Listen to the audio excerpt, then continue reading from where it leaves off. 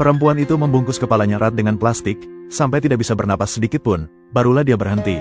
Tapi alasan dia melakukan ini bukan untuk bunuh diri, melainkan untuk memeriksa apakah dirinya sedang berada dalam mimpi atau tidak. Namun ketika plastik pembungkus makanan itu melilit erat hingga membuatnya sesak napas, rasa sakit karena tercekik terasa begitu nyata. Di detik-detik terakhir hidupnya, dia buru-buru merobek plastik di kepalanya, tetapi meraba-raba lama tak menemukan ujungnya. Dalam kepanikan, dia akhirnya merobek plastik yang menutupi mulutnya, baru saat itu dia bisa menghirup udara segar. Namun meski begitu, dia tetap merasa hidup dalam mimpi, karena sejak pindah ke rumah baru bersama suaminya, dia sering mengalami hal-hal aneh yang tak bisa dijelaskan secara ilmiah.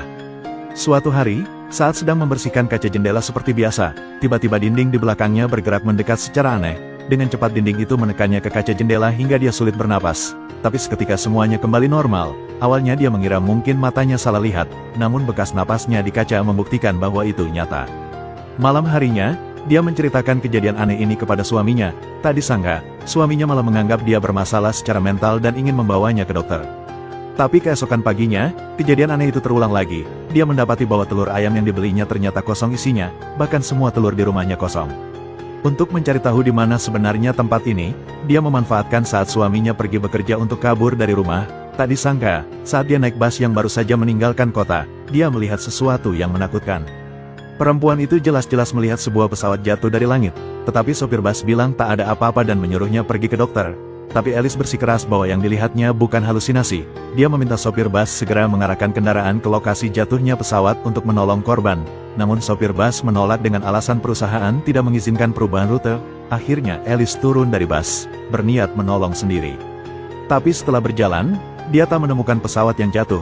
Dengan kebingungan, dia perlahan mendaki gunung besar di depannya. Ternyata di gunung tak ada apa-apa, hanya ada sebuah bangunan bulat aneh. Dia tak paham di mana tempat ini. Perlahan dia mengulurkan tangan menyentuh dindingnya. Tak disangka, saat tangannya menyentuh permukaan dinding, matanya melihat kilatan cahaya merah aneh. Tiba-tiba dia terjatuh pingsan. Yang tak diduganya, saat sadar, dia sudah kembali terbaring di tempat tidur rumahnya. Fenomena aneh ini membuatnya menyadari ada yang tidak beres. Dia bangun dan bertanya kepada suaminya. "Apa tadi aku mengalami sesuatu?" Tak disangka, suaminya malah berkata, "Barusan kau terus tidur di tempat tidur, belum pernah bangun." Perkataan suaminya itu tiba-tiba membuatnya tersadar. Suaminya mungkin palsu. Sejak pindah ke kota ini bersama suaminya, dia merasa seperti hidup dalam mimpi setiap hari.